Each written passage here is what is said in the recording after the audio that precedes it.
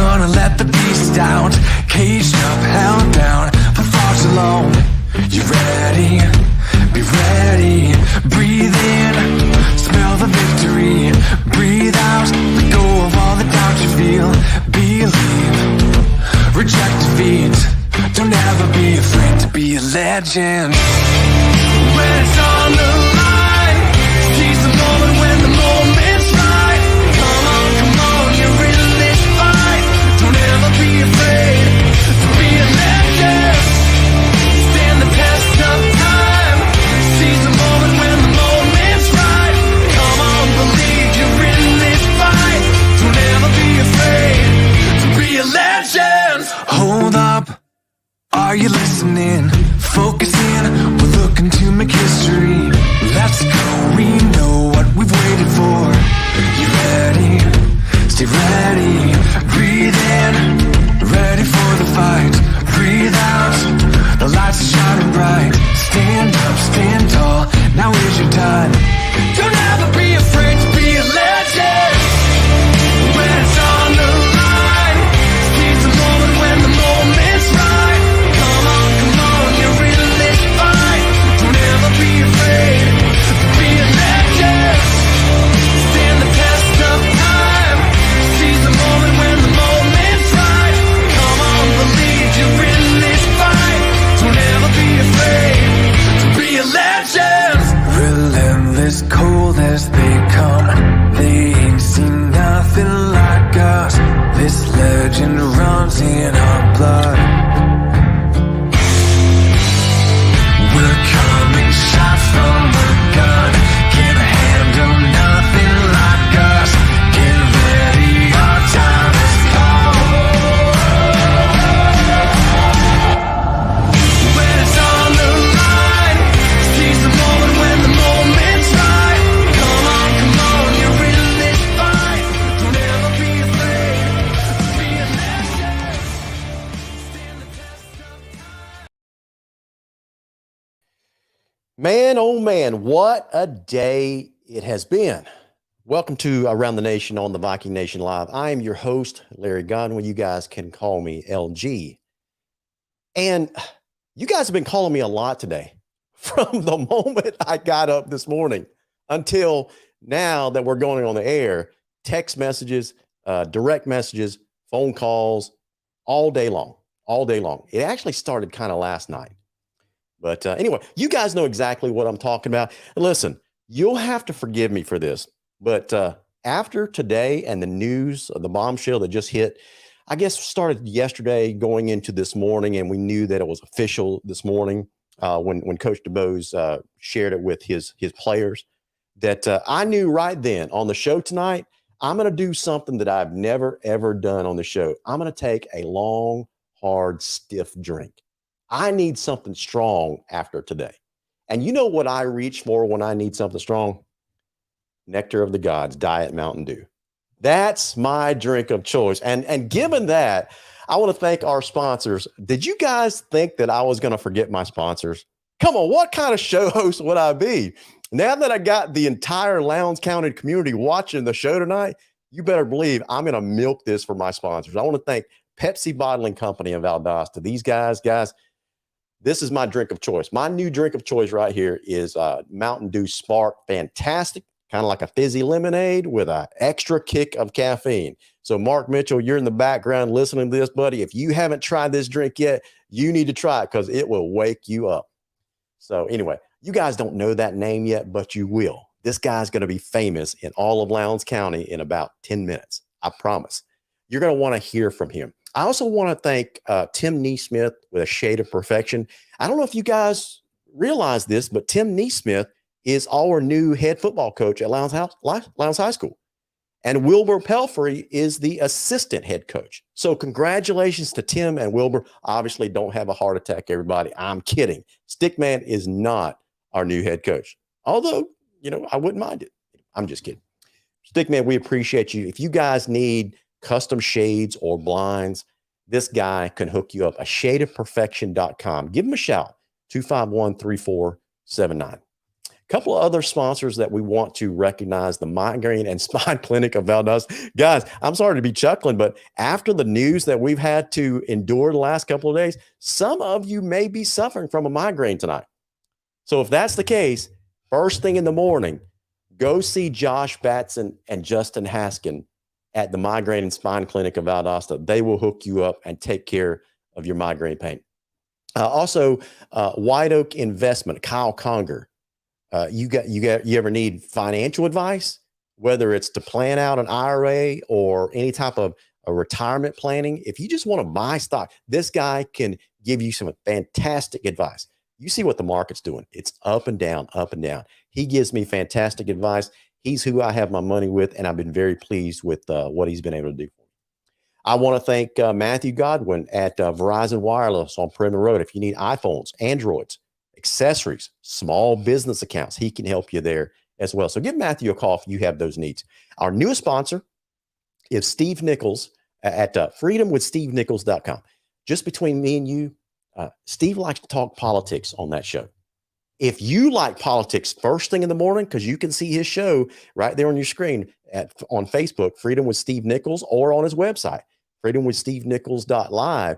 If you guys like to talk politics and get your blood boiling at 6 to 9 o'clock every morning, Monday through Friday, give Steve a call because he will jack you up. It is the most entertaining 3 hours first thing in the morning and gets me revved up every single morning. So give him a shout out, Freedom with Steve Nichols, on Facebook, on Discord, on his own website. So anyway, yeah, one of our viewers, Adrian Christensen, she's a longtime viewer of Steve's show as well. Does a fantastic job. And of course, G Nation Media, that's us. Quite frankly, guys, we make digital look good. Whether you're talking about the Viking Nation pregame blitz, nationalhsfb.com, which is our latest venture with Joe Mamone and my partnership with him with Prep Gridiron Logistics.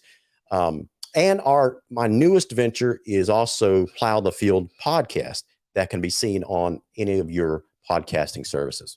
So I think that's all of them. We expect to sign up a few more sponsors. Remember, those spots are limited on this show. We're looking for 3 more sponsors, and that's it. Once we reach that limit, that's it, because we want to maximize the exposure those guys get. So with that said, let me welcome my crew of super fans onto the program. Chris Bisher, how are you? Doing great, Larry. How we doing? Man, I'm doing good. Are you as worn out as I am? But I don't know why. I don't know what, if anything took place today. It was just kind of another quiet day in Lowndes County, huh? Just a rainy Thursday. Not much going on. Just worried about, tornado watches. That's all. Absolutely. Well, here's Billy Pearson. Billy, have you been weathering this storm? Not the outside storm with Mother Nature, but the storm Larry, inside Lowndes County football. I don't know how you do it. Since day before yesterday, I'm gonna have to go even a day before you. Day before yesterday, I started getting questions. Yeah. Have you heard the rumor? Have you heard the rumor? Yesterday, my phone blew up yesterday afternoon. What do you think? Not have you heard anything? What do you think? And then today, I think you and I must have heard about it at the same time this morning because when I messaged you, you had just heard about it as well. And since then, I don't know how I got any work done today. Right. Honestly, my phone is blown up. Yeah, this has probably been the least productive day in Lowndes County in the probably last 3 years. Because everybody's been talking about this same topic, right? And so, with that said, guys, I want to make sure that we do this properly. I want to first lead off this discussion by thanking Jamey and Tracy DuBose for the time that they served in Lowndes County, right? Jamey took over a program that was already recognized as a really, really, really good state program, right? And his goal was to turn it into a national brand. And just in 2 short years, I think he succeeded with that. I mean, with some of the competition that we brought in and the competition that we've got on this next 2 years schedules, I think he succeeded in that. And at the same time, guys, if you remember when he was introduced as the new head coach in January of 2020, everybody was all warm and fuzzy. We loved what he had to say. Fast, smart, fast, physical, NASCAR speed, offense, that kind of stuff. We loved what we were hearing, and we bought in completely. as a team and as a fan base, as a community. And then COVID hit 2 months later in March, mid-March, remember that? And then everything shut down. And what he was able to do in guiding the Viking ship through those tumultuous waters of COVID in 2020, leading to the end of the year semifinal appearance that ended in a loss, unfortunately. But I thought that was an amazing outcome considering all the headwinds that Lowndes football was facing that year. What do you guys think? I agree. I mean, he never got to implement his offense until what, August of that year? That's right. Yeah. So absolutely. Yeah, I mean, he came in at the worst time. I mean, you know, nobody predicted COVID. Nobody knew how to deal with a pandemic such as this. Right. So he had to not only learn a new school, but learn a new, I hate the word, new normal of how to do football. So yeah, he, you know, I said when he came, you know, that we're going to just scratch that first year.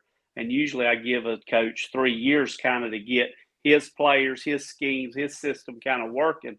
And he just didn't have that. And, right. you know, I'd like to certainly seen where he could have took our program. But you know, he did a lot with it.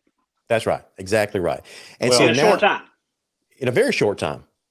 Chris, were and you about to say something? Yeah, I was just going to say, and obviously our thoughts and prayers are with the DuBoses and the loss of his dad. So, you know, we certainly want to keep them in our prayers and uplift them and wish them the best as they go forward in their next chapter. Yeah, so we want to thank the DuBoses. Speaking of the next chapter, which leads us to tonight at this moment, right? And so one thing that was just announced or developed about an hour ago, I'm going to share this on the screen so everybody can see what I'm talking about. So Deron Jones Anchor Moore reported about an hour ago with breaking news. He says, veteran football coach Jamey DuBose is returning to the state of Alabama. DuBose won all this stuff at Central Phoenix City. He resigned earlier Thursday as head coach at Lowndes, Georgia. He replaces, I'm sorry, I missed a part. He was approved Thursday. That's today. He was approved this afternoon as the new football coach at Orange Beach High School in Orange Beach, Alabama. So anyway, so he resigns this morning, gets approved as the head coach at Orange Beach, Alabama. And according to Deron Moore, he says that he replaces Chase Smith, who left to become the head coach at Spanish Fort. And he will be formally introduced. He will be formally introduced tomorrow at a meet and greet press conference at 2 p.m. Friday at the Performing Arts Center on the campus of Orange Beach High School. So we want to congratulate Coach DuBose. He's moving back home, going to be closer to his mom, his family. He's got a fantastic job already lined up at Orange Beach High School in Orange Beach, Alabama. So he's moving forward, and it's time for us to move forward as well. So what I wanted to do, guys, was to bring a guy named D. Mark Mitchell. You guys probably recognize that name by now. He's the guy, he's the sports guy in Alabama that broke this news. Really was. So I'm going to bring him on the screen in a couple of minutes and ask him a couple of questions. You guys feel free to throw in some questions. Now, please be appropriate. I'm just going to warn you guys up front. This is not meant to bash Coach DuBose. We're not going to bring up negativity or anything like that. So please refrain from any of those tendencies when you type in questions in your comments. Okay? Can we all, because this is meant to be an informational, positive type of thing, and where does Lowndes football go from here? But I wanted to bring in Mark to give us some perspective, some context around what happened and why he thinks maybe Coach DuBose needed to go back to Alabama, how he thinks he's going to do at Orange Beach High School, that kind of stuff. So before I bring him on the screen, let me introduce you to him. So he is the sports director at iHeartMedia. He's got a show. He hosts a show called On the Mark on Fox Sports, The Game, and iHeartMedia. He's also the co-chair of the Super 7 Championship for the Alabama High School Athletic Association, basically Alabama's version of Georgia's GHSA. He's also the chairman of the Alabama High School Athletic Association Media Advisory Committee and selection member of the AHSAA Hall of Fame. So this guy's got some street creds, right? He knows what he's talking about. So I'm going to bring him onto the screen. Mark, how are you? I'm good. Well, and thank y'all for having me on. Appreciate that nice intro. Probably got a little bit too far, but I got street cred. I do have street cred. I got street cred. I'm good. Mark, listen, I got to ask you something, man. So listen, was it yesterday or the day before? I can't remember. I think it was yesterday. I sent you a direct message on Twitter and basically asked you to give me an update since you broke the news. I thought it was funny. You shot back. It's like, who is this? So I had to tell you who it was, that kind of stuff. Because you didn't give me your name. That's exactly right. But I thought it was funny. You know, I asked you for an update. Basically, was this just speculation, that kind of stuff? And you said something candid to me. And I knew immediately that you were a serious guy. You said, I do not tweet rumors. I would not have tweeted if I didn't have info. So you told me up front that you're not a guy that deals in rumors. And that's very refreshing nowadays in the world of media in general and sports media specifically, because we all make a living at speculation, right?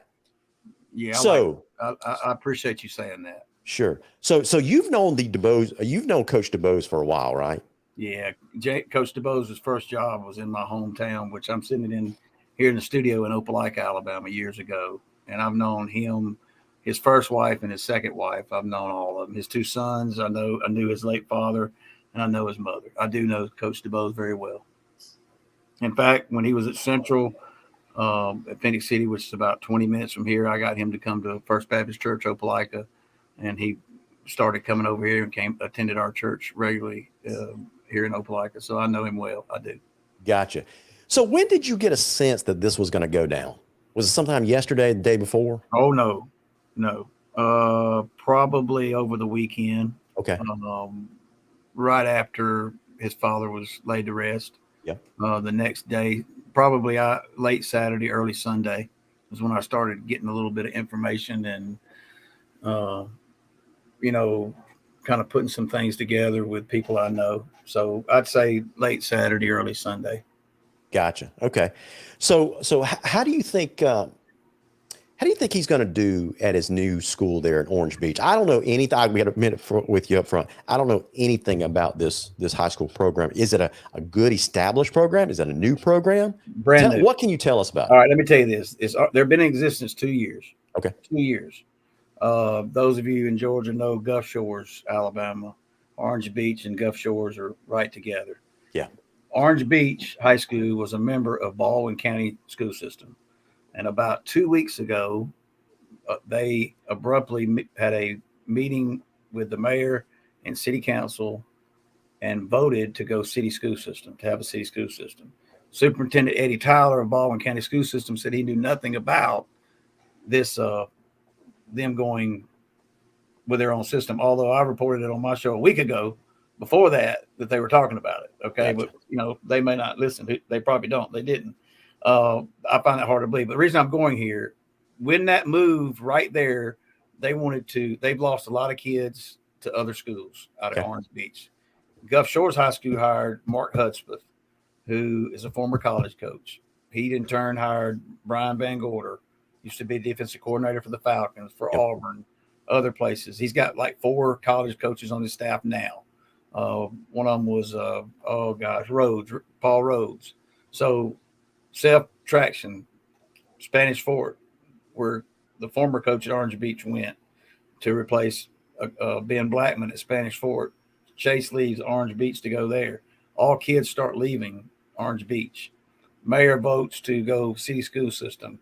Guys, they don't have a principal. They don't have a superintendent, but they got a football coach. Wow. Mayor made all the negotiations. How about that? Now, the Baldwin County school system today at 4:35, to be exact, when my phone got the text, they had already voted aye to accept Coach DuBose as their football coach. Okay. All right. What is this? I'm trying to think of a good way to ask you this question. How do you think he's going to do over there? I think he'll do great. Program is, I was looking up here, their best season up to was last year. Here's why he'll do good.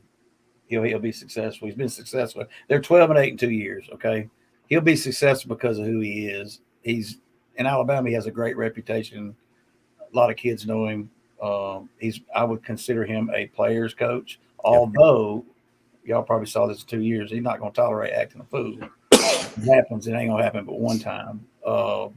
His carefree. If y'all been around him, you know that carefree, kind of personality he has you gravitate to him, and I think he will do very, very well. And I think it was important for Orange Beach to get that coach, as I say, to put the fence up around the school and stop them kids from leaving, okay, and getting those athletes to stay at Orange Beach, because they had just lost their coach to Spanish Fort, and they're sitting there going, oh no. Next thing you know, in a matter of a month, they're going city school, and they've hired Jamey DuBose as their head football coach. And they're a 4A school, is that correct? They played 2A last 2 years. They had that big a jump in enrollment, and they will start in 4A this year. And the highest classification in Alabama is what? 7. Okay. So as far as other athletic programs there at Orange Beach, is it more football dominated? They're all about the same. Football's probably. Oh yeah, as far as what's number one. Yeah, you in Alabama? Come on, you're in Georgia. You know what's number one. Well, the one that your son and daughter plays. But other than that, football. What does the University of Alabama still have a football team? That's question number one. Say it again. Does the University of Alabama still have a football team? What a crazy question is that? They do. I think they do. They do. I have Coach Stallings on every Thursday. He'll tell you about it. Y'all know. I don't know. It just felt like a 33-18 day. Okay, so DuBose is going there. What kind of current talent? You said a number of students have already left. What kind of talent pool is he going into that's currently still there? Oh, it's going to take him a while now. It's not anything that it's not anything. It's not anything that you would say, oh, I want to coach that football team because of that talent. Not putting kids down, not putting anybody down. Sure. This shock, I think, Larry, when you reached out about my tweet, it was shocked as me in Alabama. Within 15 minutes of that, 15 minutes, within a minute after I tweeted that, probably 20 coaches, head coaches that from Mark Freeman on down, who's are you, like what, and because they know I don't tweet things that aren't.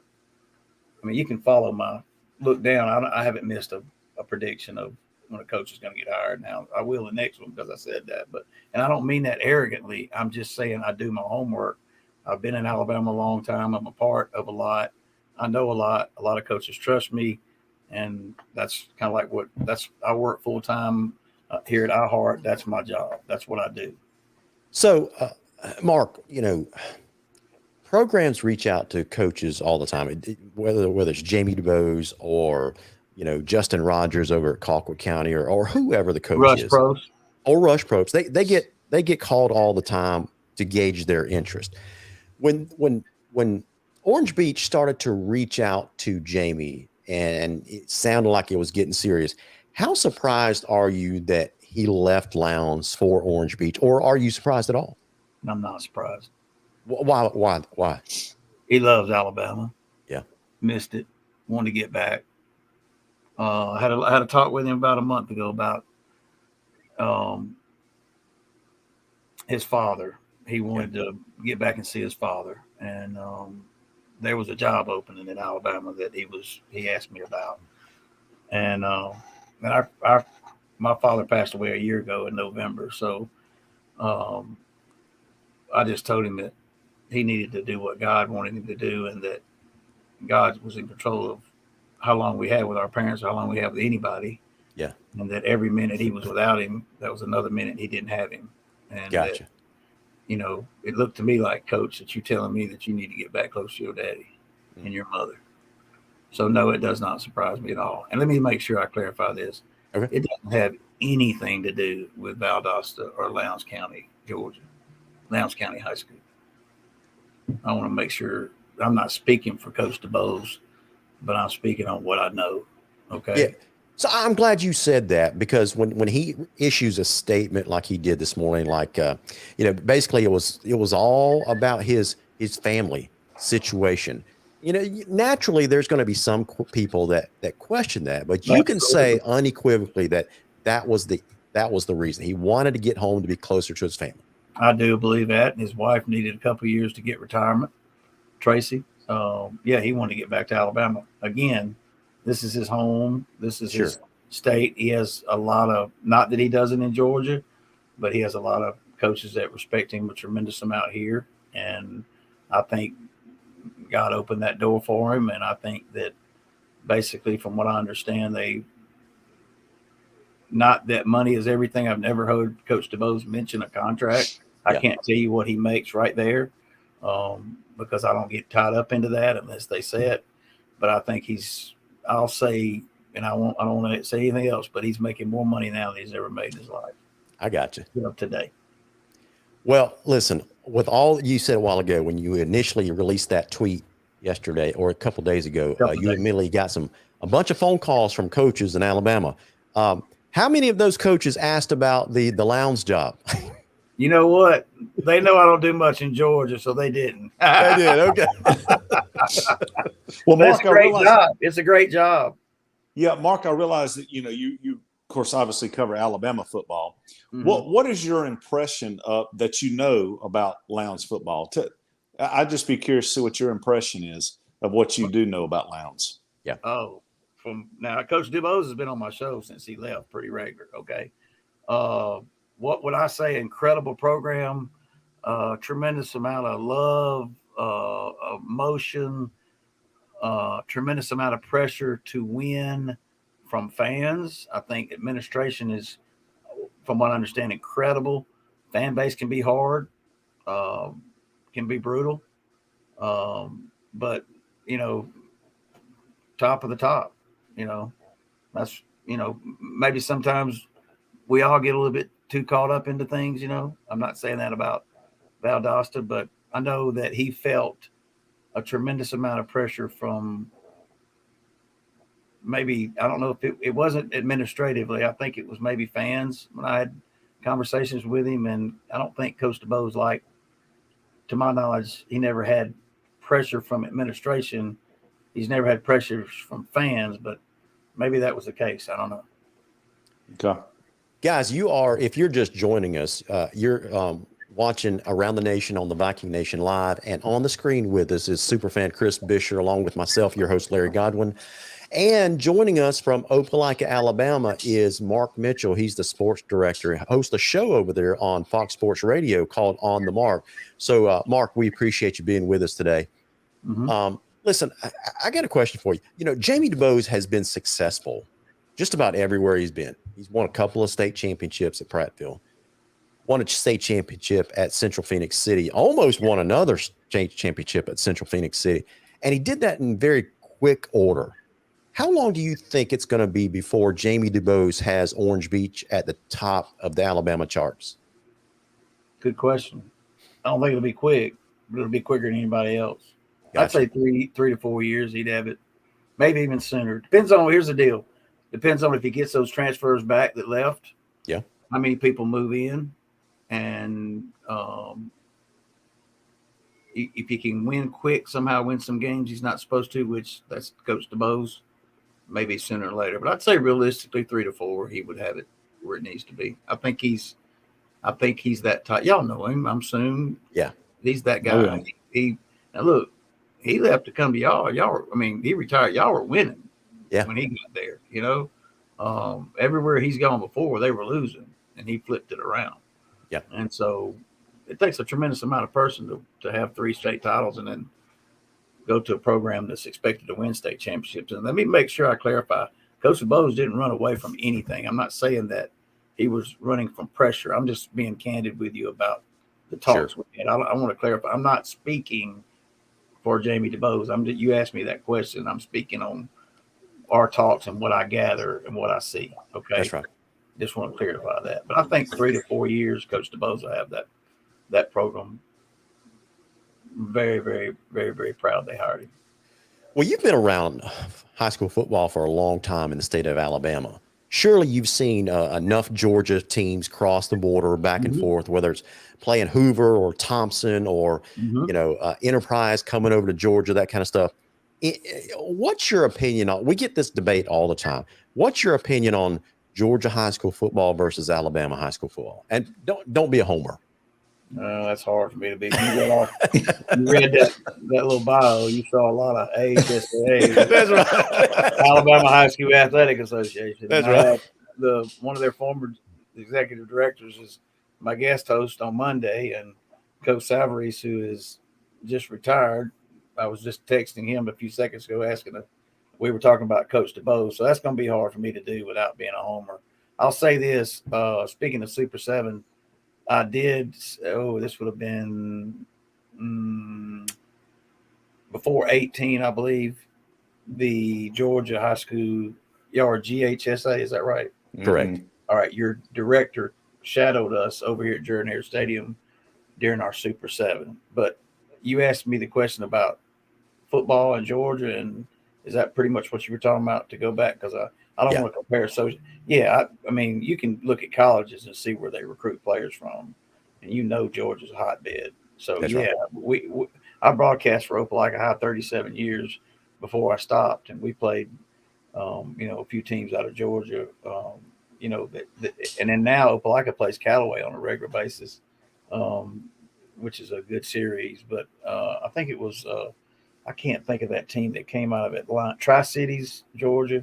Came over here, one of the biggest football teams I've ever seen, and Opelika paid them. We paid them to take a whooping.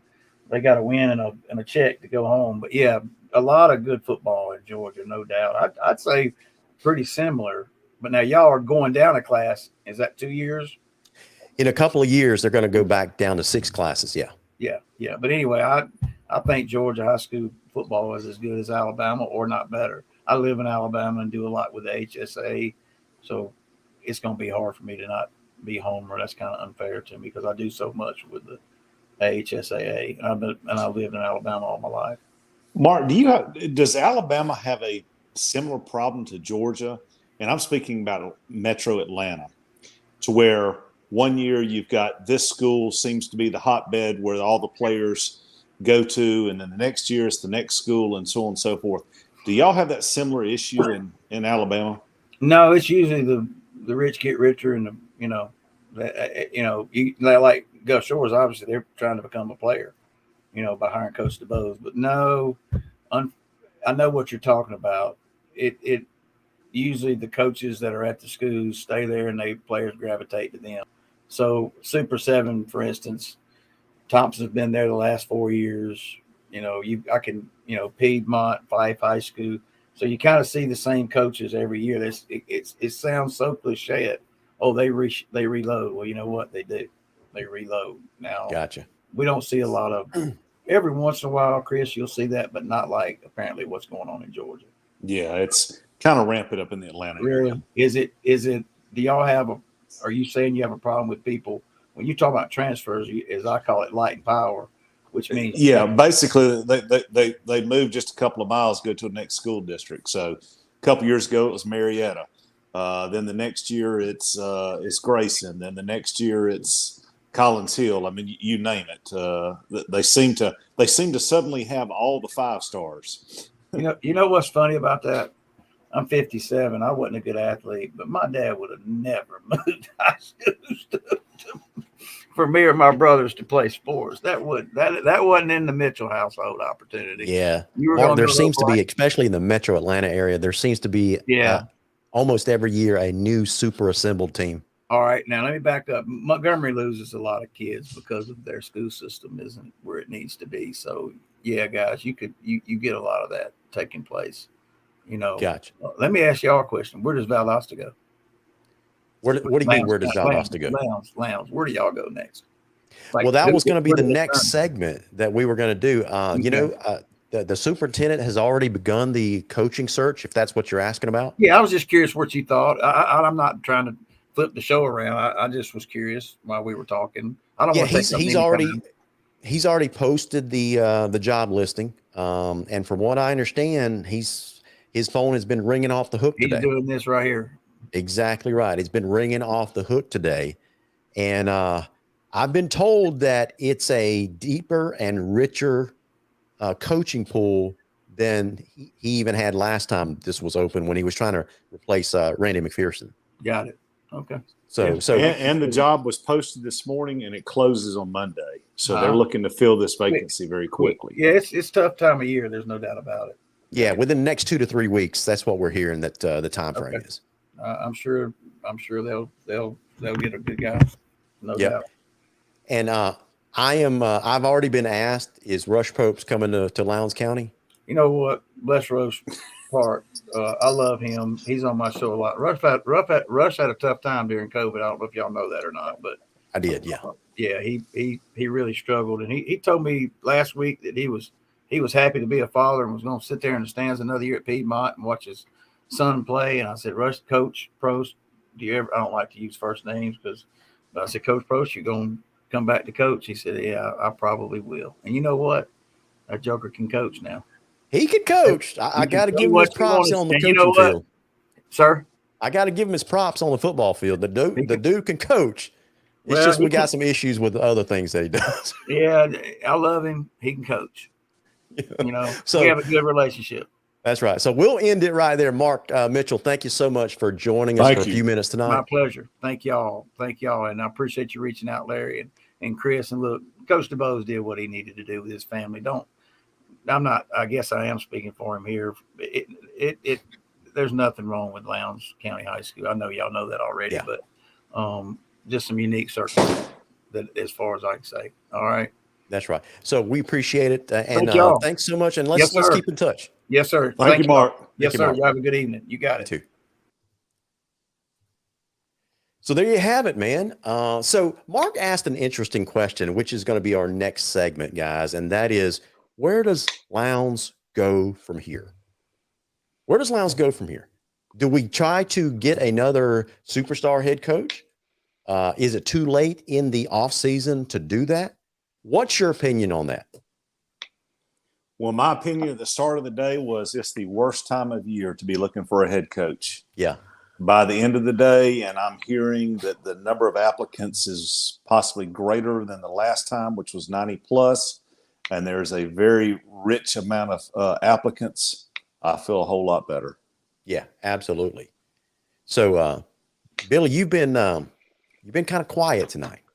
Yeah, I got mixed feelings. I'm not going to bash anybody, but I got mixed feelings about our program and DuBose leaving. This we got to look at as another opportunity, I guess. We got another opportunity to get a leader for our kids, develop some talent. Let's be honest, guys. We lost probably some of the best athletes we've had in the last 2 or 3 years. We have had some of the best athletes, probably the last 3 years that we've had at Lowndes. That's right. And over the course of last year losing all of our defense, this year now we lose our star quarterback. We could call this a rebuilding year. So we knew we probably, as fans, probably weren't going to be as good as we have been in the past this year because, quite frankly, we didn't reload. Like Mark said, those schools up there do. Yeah.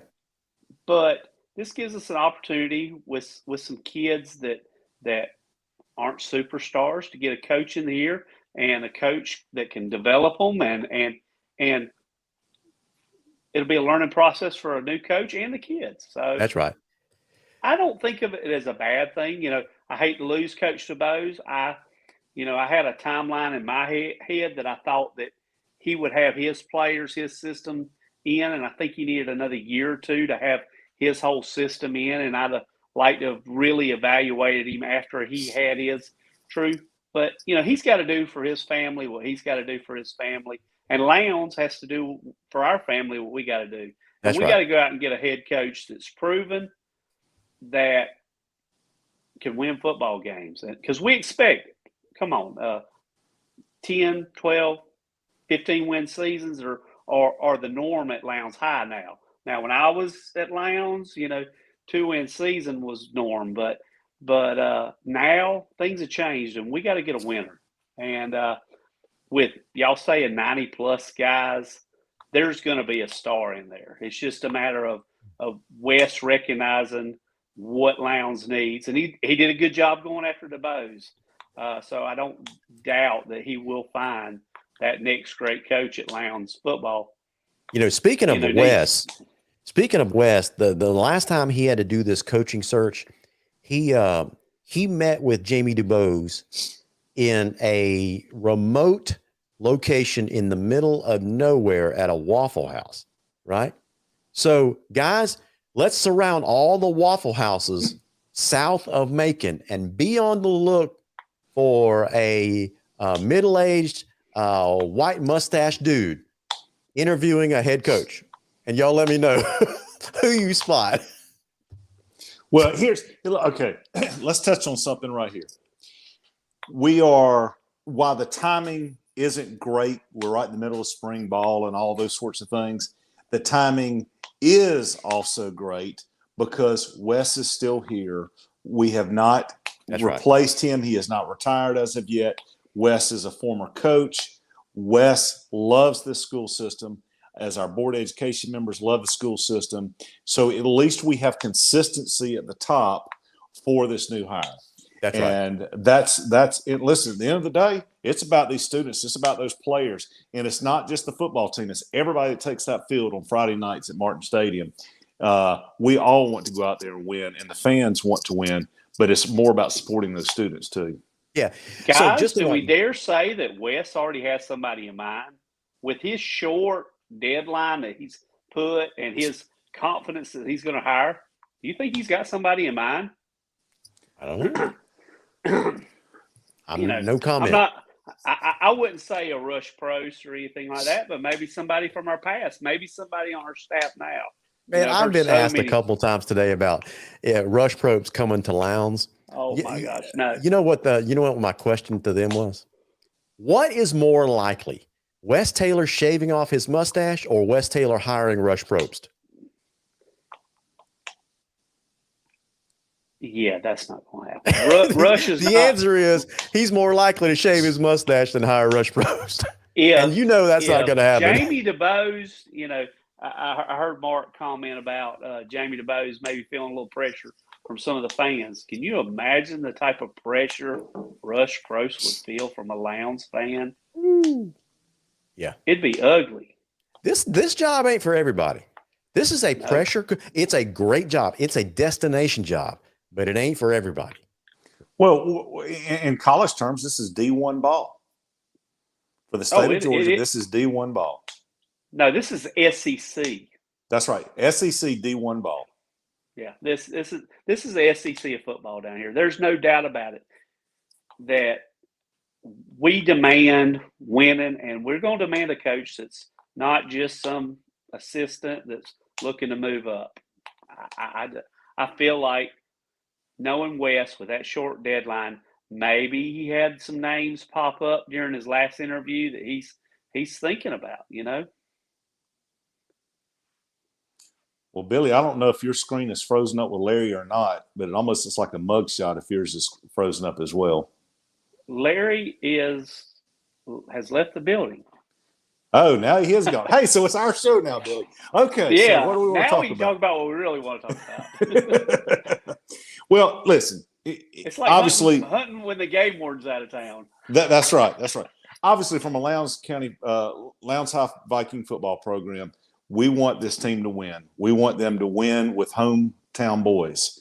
And I believe we've got the talent. And sometimes that talent may be overlooked until a new set of eyes comes in. So we're going to get a fresh set of eyes coming in. And I'm excited already with what's happening on defense with Coach Anders, new DC, a new O-line coach. There's numerous things that we should be excited about already as far as our coaching adjustments. Yes, our defense is going to get better under Ashley. I mean, there's no doubt about it. He is a great, proven defensive-minded coach that knows how to win championships both in high school and college. So that's a good point. does a guy like that with his experience, does he get promoted? You mentioned something. You mentioned winning with hometown guys. Our own homegrown. We talk about Atlanta schools and how they recruit. I've always said we can't have hometown pride in our kids if we're not playing with hometown players. So, that's another thing. We got to bring in a coach that can develop our kids and not just want to bring in talent from, Lee County or Waycross or wherever to get a kid to move in that's going to be a star. That's right. So, that's right. And also from the timing standpoint, season tickets have not gone on sale yet. So this could create some new excitement to increase those season ticket sales. Hey, I think it did when we hired Jamey. There was definitely a buzz when we hired him, and he wasn't a bad hire. I don't want to see another guy come in here with just 2 years.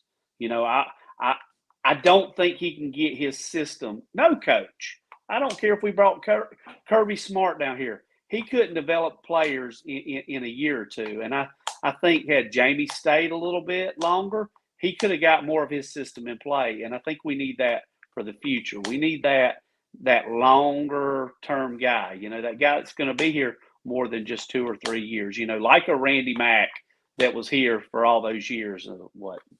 That's right. And let's keep in mind that we've got some strong hitters coming in. We've got Grayson coming to town. We've got some strong opponents. So obviously we're not going to take. I know Wes is not going to take this hire lightly. I think this is going to be a crown in his hat 5 to 10 years from now, and look back and go, yes, this was a great decision. Yeah, I mean, and Larry kind of hit on it, how Wes handles things. Yes, Wes was a coach. Wes knows football. If this would have happened, oh, God forbid, another, couple of months later when Wes was gone, then does our next superintendent, is he or she as football oriented? And I don't just mean love and the sport of the team. To hire a coach, you have to understand what you need from a coach. And the next person who came in may not have that same knowledge that Wes had. So, like you said, Chris, this is good timing because Wes is still there. Yeah, I mean, it's still bad timing as far as the time of year, but it's good timing as far as we have consistency at the top, those that make the decision. I agree. So, well, so while Larry is trying to get back on his dial-up modem, this is our show now, Billy, so we can kind of take it and run with it. Unfortunately, we don't have comments to be able to show from Wilbur or Stickman, since Larry's in control of those keys. But I do want to brag on my Georgia Bridgeman for just a moment. And that is, we completed the FFCC championships down in Daytona this past weekend with our indoor percussion and our JV winter guard team, as well as our varsity winter guard team. And right here is the results of the indoor percussion gold medal. They won the championship. And that I am very excited for our indoor percussion students. They did a great job. Their show was Lighthouse. Our JV and winter guard teams represented Lowndes High with dignity, and this was a little bit of an off year as far as where we wanted to finish there, but I'm very excited about the future talent that's coming forth. And also, listen, we're getting closer to Friday Night Lights. We've got spring game coming up in May. Yeah, it's close, but I got a question. While the winter guard was performing, where were you at, Mr. Bisher? I was right there. I don't know. I didn't see any pictures of you with, the drum line or winter guard. I saw you with pictures of sheephead. That's all I saw Oh, you well, that doing. was okay. So that was Saturday morning. Yeah, my day started pretty early. So that was Saturday Oh, morning. okay. So And after you got done catching all the convict fish, you went and that's right. supported them. I went straight to the Ocean Center. Helped our JV with pulling their floor out onto the performance arena, and then quickly went and got a shower at that point, and then went back for our indoor. But yeah, it was a good weekend. I tell you, I'm excited about what's coming up too with our. I know you've just graduated out of the Bridgman. I'm done. Yeah, but I'm excited about this upcoming show. I'm not going to announce what the nature of the show is, but the last couple of years you've seen that the Bridgemen have gotten back to their entertaining ways. And with last year with Rocket Man, the two-time grand champions, this year we're gonna keep with that pace.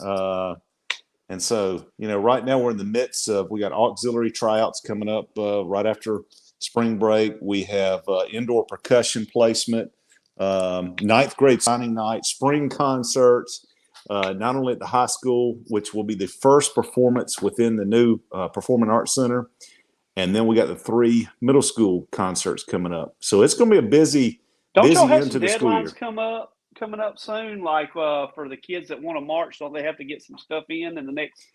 Well, Yeah, probably by well, tomorrow. actually tomorrow. Yeah, they're supposed to turn all the commitment forms in, but it's going to be a fun time. And we've announced our trip. We're going to the Fiesta Flambeau parade in San Antonio, Texas, in April of 23, and looking forward to that. The kids will get to go and see the Alamo and see some other sights along the way. So, in addition to marching that parade and representing Lowndes High, they're also going to get to learn a little history. Laney heard about that, and she was a little disappointed that of course, I mean, she got to go to Philadelphia and Washington and experience that, but she's kind of disappointed because San Antonio would be a fun place to be. Yep, it's going to be a good trip, so we're looking forward to that. And not as cold as Philadelphia. Oh my gosh! Listen, that was 12 degrees at parade step off. Wind chill was about 4. I felt so sorry for our auxiliary girls when they came out of their warm clothes to get ready for camera time, and that was brutal. When you got people from Philadelphia that were heavily wrapped up, and we're walking by, and those girls are basically their pregame costumes with a couple of layers, maybe of stockings on, and they're going, "Where are y'all from?" South Georgia. They're like, "Dang." Well, we're tough. Laney said her spit was freezing in her flute. Oh yeah, That's pretty rough. But hey, let's recognize a couple other sports that had success here this week. I think our golf team, guys and girls, has done extremely well.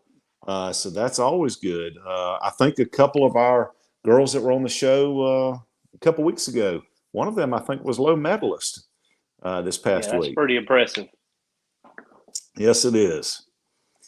Well, Billy, what else you got on your side of the pond? I have nothing. Our fearless leader has just left us. I think we lost ratings. This was supposed to be one of our biggest shows, and I think we lost ratings just because we don't have our fearless LG. Well, I think what it is Ellen finally had enough, and she went and pulled the plug and said, "It's time for you to come eat." She turned on the porch light. Yeah, that's exactly right. That's exactly right. Well, it's crazy. I don't see how he gets it all done. Let's get back to football. You're Wes Taylor. You're making the hire decision. What are your top 3 items that you're looking for? I know, obviously, we want to coach with integrity and principle and a winning record. We get that. That's standard. What additional 3 items is Billy Pearson, the armchair quarterback, looking for? Well, he's got to have a system that works. In other words, wing T kind of went away, even though, Jeff Herron's still running it over at Camden, or back running it over at Camden. So the veer, it kind of hit and miss.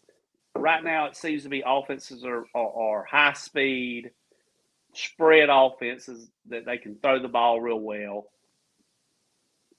really mix things up. So you want a coach that isn't kind of set in the old, I hate to say it, out of date offenses of the past. The gimmicky offenses necessarily. So I want a guy that runs a spread. I want a guy that has developed talent, especially quarterback talent, because I feel like that.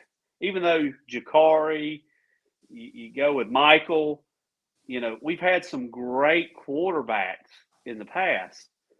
They weren't developed; they were just natural athletes, and I think we need to bring some of these kids up. So I'd like to see a coach that brings in what I call specialty coaches that coach either a quarterback or wide receivers or defensive backs, and he kind of just lets his coaches coach the position that they're specialized in.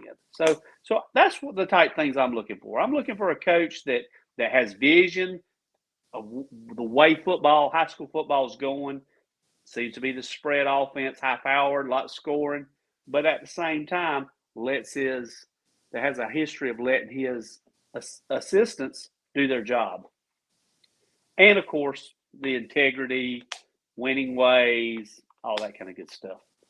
Well, I certainly agree with that. I would like to see. Larry's going to pop back in. Look, he had to go out on the porch. Ellie kicked him out of the house. Ellie kicked him out of the house. But here's what I would like to see. Billy. Oh, now he's going to try to come back in and take over the show. Look at him. I just want to explain what happened, man. So I'm in the middle of saying something, and this fancy 1 gigabit connection that I have with A&T went out. Nobody in my household has internet right now, so I had to come outside on the back porch and hope and steal from your neighbors. And and hope that Verizon will work. So I'm on my Verizon connection on my iPad on my back porch right now.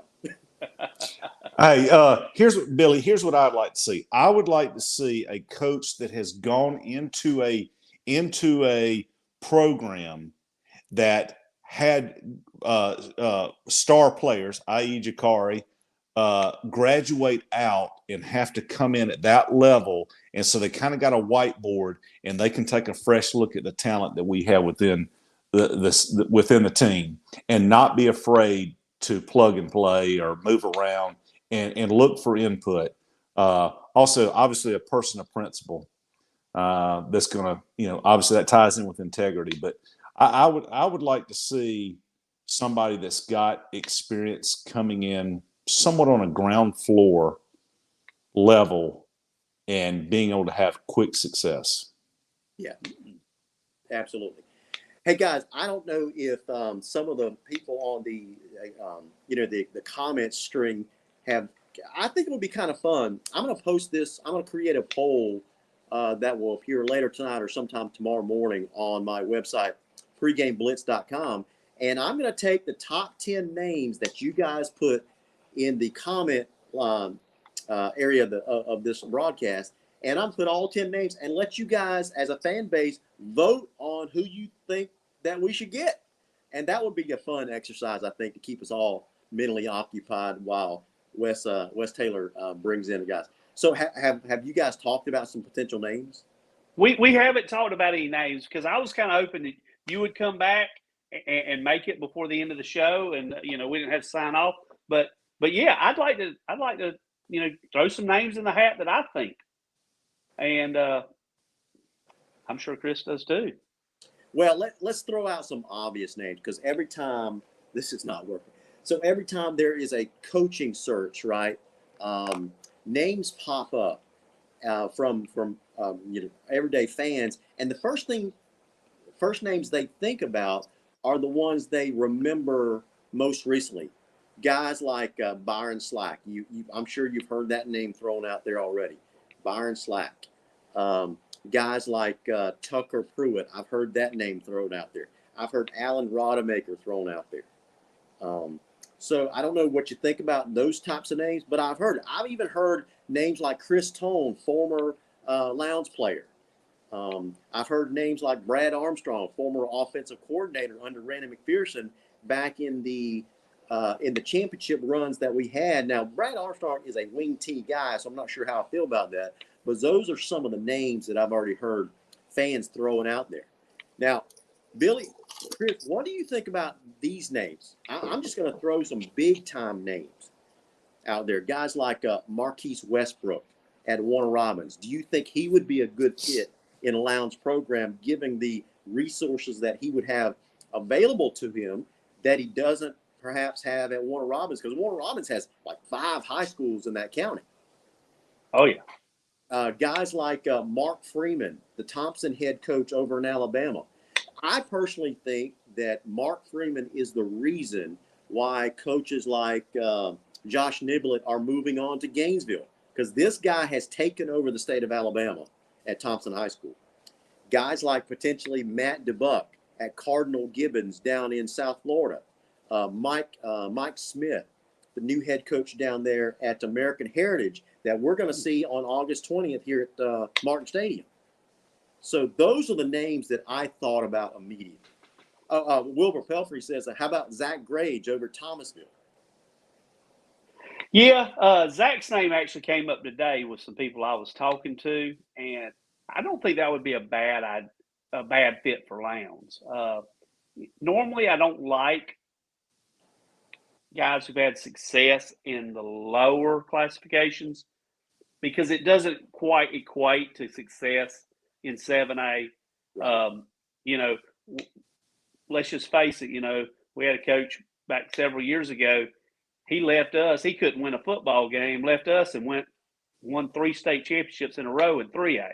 So it doesn't quite equate always, but that's not a bad fit. I'd like to see us get somebody within the state of Georgia.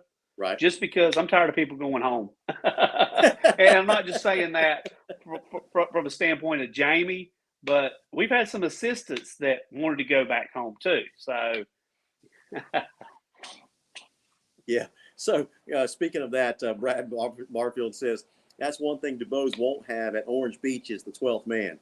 No, Chris, he won't. There's a shout out to your Georgia Bridge. Yeah, that's exactly right. Yeah, it has to be somebody that likes the band to be playing during the game. Absolutely. So let me ask you guys your opinion on something.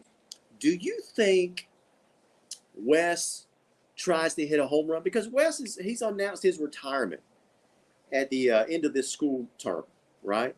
And so this is basically his legacy hire. He's going to be remembered a long time for this hire.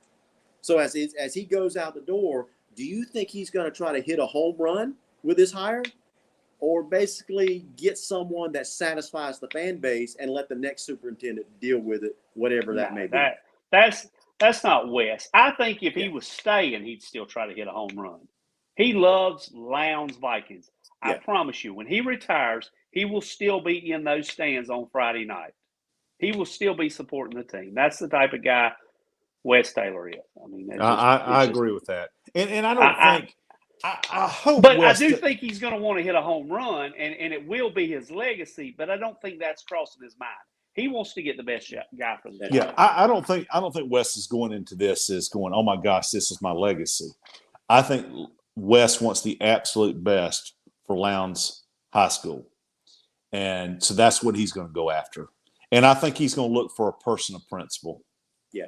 So my understanding, guys, about this time frame, I don't know if you guys talked about the process or this time frame that he's under. So he's got this job listing posted. It's going to basically run through Monday.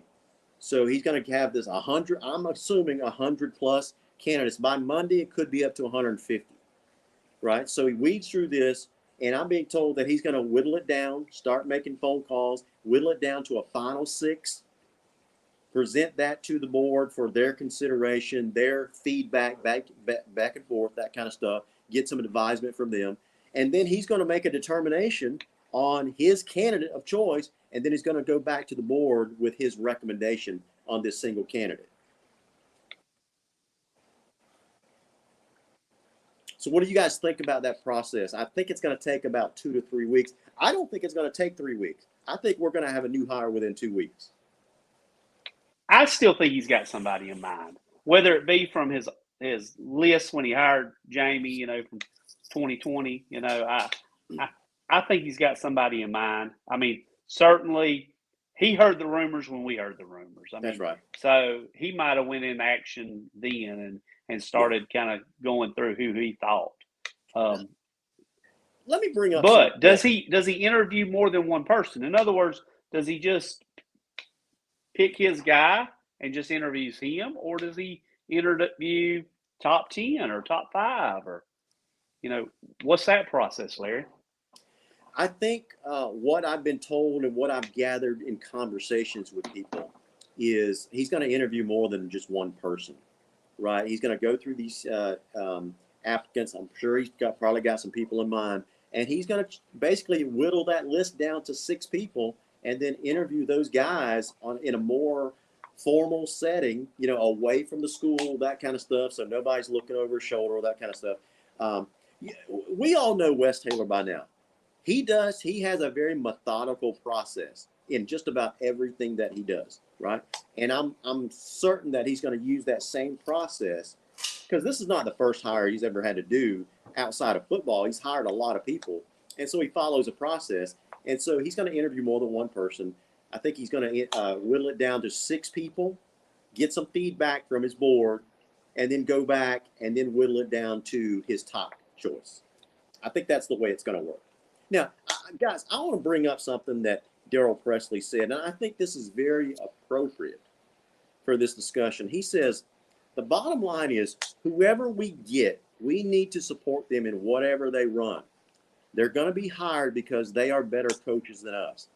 And I think that was so appropriate because, guys, as fans, as super fans, as regular fans, as part of all what we're considered Viking Nation, everybody's got a different opinion on who they want as a head coach.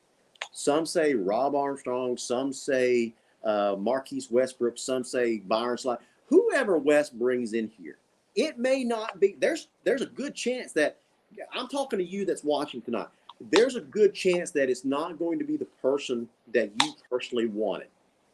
If that's the case, I'm going to ask you, I'm going to encourage you, support this new hire. Get behind this person. At least give them a chance. Guys, I feel like, honestly. Can I exclude 2 people from that, though? Okay. Can I? Just 2 coaches. That's all I ask, Darryl. Do I not have to support a Rush Prost or a Dean Fabrizio? I would agree with you on Rush Prost. Now, I know there is some bad blood between Lee County and Lowndes, especially after this last year. But honestly, guys, I don't see a problem with Dean Fabrizio at Lowndes. Actually, it's gone on longer than that. You do forget the year before he did get kicked out of the game.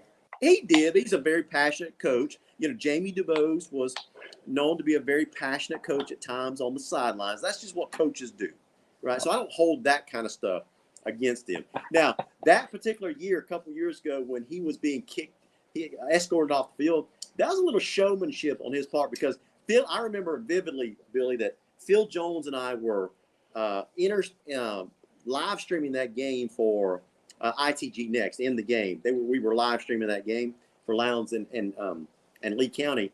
And when Dean Fabrizio was escorted off the field and he was confined to their locker room, he was texting us back and forth. We were just cutting up with him. He was having a good time throughout that whole thing. Guys, part of his shtick is showmanship, right? And sometimes that rubs people the wrong way, but I promise you this. If he ends up on the Lowndes sideline and he did that on a Lowndes sideline, we would stick up for him. That's what fans do, right? That's just showmanship. Those are my 2. I draw the line. You're not buying Those are my 2. So I do believe. Listen, again, going back to we've got a young team on offense. The coach that's coming in, whoever that may be, has to have some experience developing young talent. That's right. I agree with you. Certainly agree with you. Now, personally, I would love to see an offensively. Please don't take this the wrong way. I would prefer to see a truly innovative, offensively minded coach. I love Jamey DuBose and what he did with the Lowndes. I just did not see that out of his offense. There, I said it. Okay. I saw basically a souped up version of Randy McPherson's offense. We ran Ja'Cory Brown a lot. And the second play is we ran Ja'Cory Brown a lot. I would love to see a offense that utilized the entire field, right? And that means to truly develop a quarterback that can beat you not just with his legs, but with his arm as well. And we just haven't had that consistently. Don't get me wrong, Ja'Cory Brown was a very good passer at times, but at other times he was not. And we all recognize that. So I think I would prefer to see an offensively minded coach that's truly innovative in his approach to running an offense. And I just didn't see that out of Jamey DuBose. Well, and let's keep in mind, and too. what you mean by that, basically, Larry, is somebody that mixes it up. It's not one-dimensional. Yeah. Correct. That's kind of what I said. I don't know if you were back on the show and we're talking about what my wish list was, but that's kind of what I want as well. Well, and we already know we're young on offense, but defense wins championships. Yeah. I am very excited to have Coach Anders on that defensive side of the ball. And I think that while our offense is developing, whoever this new head coach is, and assuming they're offensively minded and all those things, I am very excited to see our defense getting back to where it used to be. And I do believe that Coach Anders will bring that in. He has a proven record of having strong defenses. Well, let me ask you about that. Do all of these assistant coaches that were recently brought in, do they stick around? I think he takes some, but I don't think he's going to take Ashley to Alabama. No, I'm talking about do they all stay at Lowndes? Like Ashley Anders, Buck Hansen, some of these other guys, do they all stick around? Maybe at least this year, because it's late in the year for them too. Correct. Let's be honest. It's tough. A lot of their positions have already been filled. So, maybe they stick around a year or so and then next year, kind of go out looking. But I kind of see, some of these coaches kind of making their way. The ones that Jamey brought in, that were kind of his people, I do see some of them leave. But I still see a lot of the traditional guys that have been on Lowndes' staff even before Jamey. They're going to stick around. Some of the new guys probably will stick around as well. Yeah. Hopefully Ashley does as well, because I am a fan. Now I respect J.R. Rogers, and I respectfully disagree with his assessment here. He says defense wins championships. I wholeheartedly agree. Then he says Rush would have ran Brown just as much. To throw the ball, you have to have throwers, catchers, and blockers. All three is a must, period. I agree with the last part of that. To throw the ball, you've got to have throwers. I thought we did have catchers and blockers. We just didn't have a consistent thrower. I don't think we had blockers. Honestly, come on now. I think we had definitely catchers. Yeah. I think we lacked some blockers. I think our offensive line matured greatly towards the end of the season. They did, but what I mean is not necessarily line blocking. I'm talking about using your tight ends to block, using your wide receivers to block. If you can develop that, then you open up the playbook. Hey, and you brought up tight ends. I would love to see an offensive-minded coach that understands the tight end is eligible and that we utilize our tight ends. Wouldn't that be great if we played football like Collins Hill used their tight end? Oh, my goodness. Well, what I wouldn't give to have a tight end like Collins Hill had. Let me throw out this name. And I think when you throw out this name, some people are automatically going to say, he hasn't won a state championship yet. And they really emphasize that yet part. But I see a young, up-and-coming, aggressive, offensively minded coach in Zach Grage over at Thomasville. What's your initial thoughts on that name? Well, I think I already told you that I liked him. Okay. That he is the one that I think that can come from one of the lesser ranks to come up. You know, I did say I wanted a proven guy, but, you know, limited resources, you only do so much. I mean, it's the old Jimmys and Joes. That's right. Has he had that type of talent so far? I don't think he has it. And he's playing in a pretty tough classification too. There's a lot of good teams there. So I like him. I do. I really do.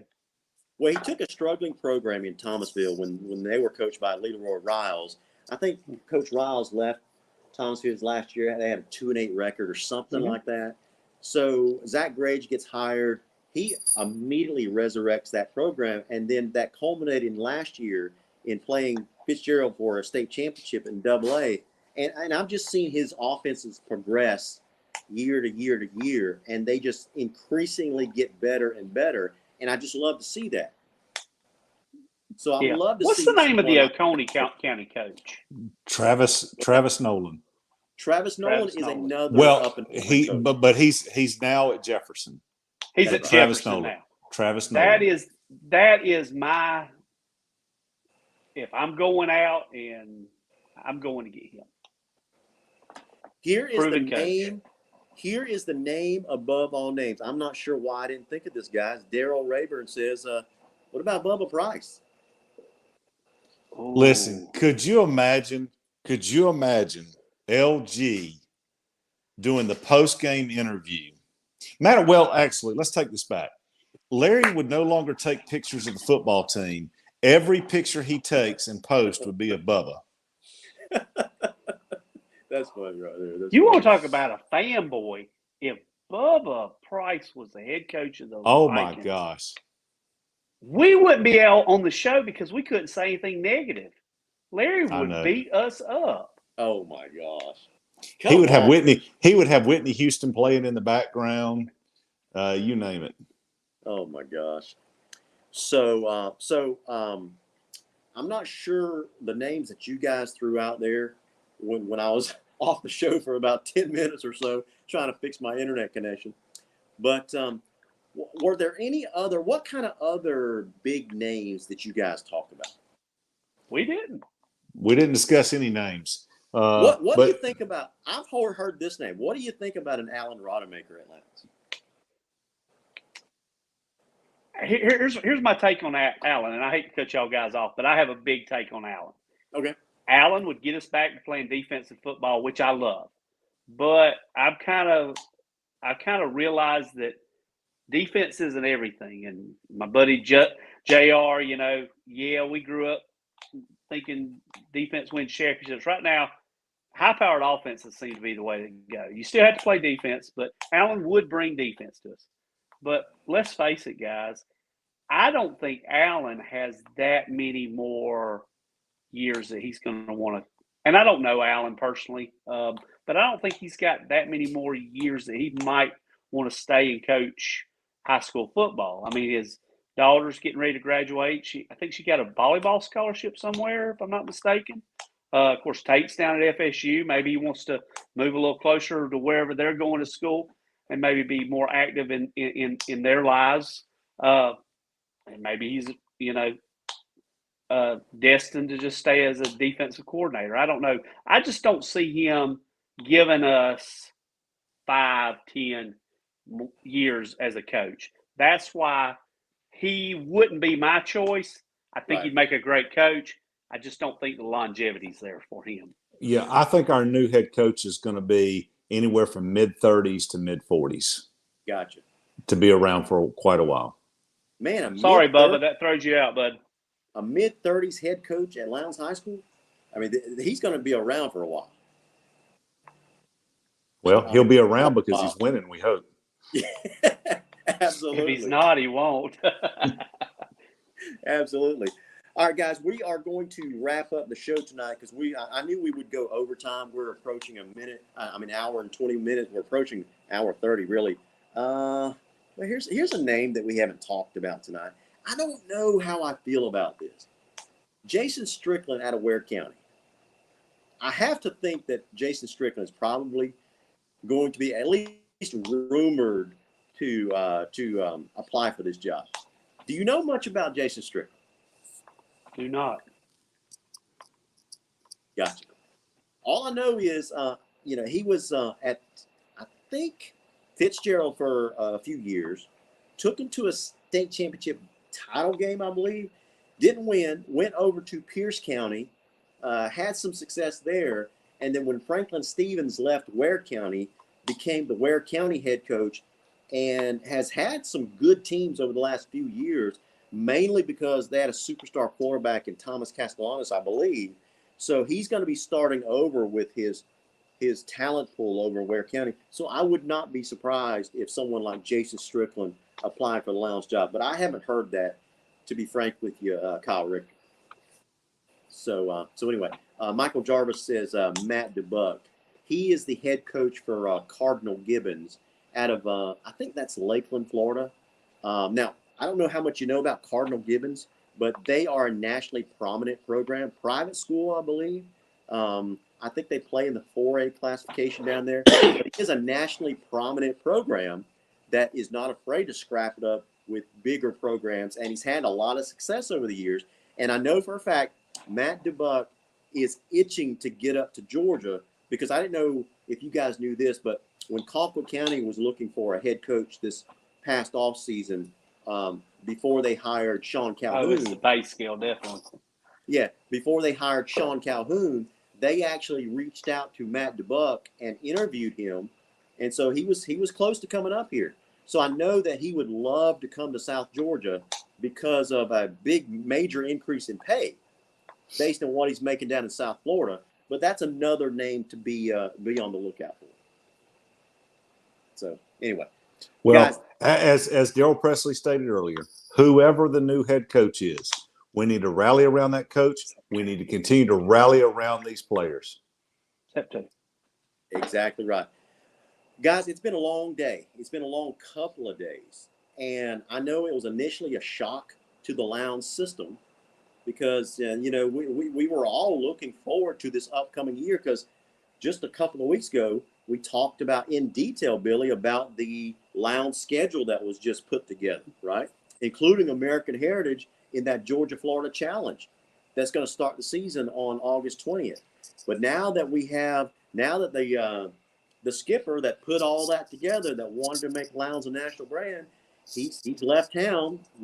And some of our fan base feels like, man, what did we do wrong? We're kind of picking up the pieces here. Guys, nothing could be farther from the truth. We're still Lowndes. We're going to thrive. In my opinion, we are the envy of South Georgia, if not all of Georgia. That's my personal opinion. I love this program, and we are going to be just fine. So it's been stated a few times already, whoever is hired,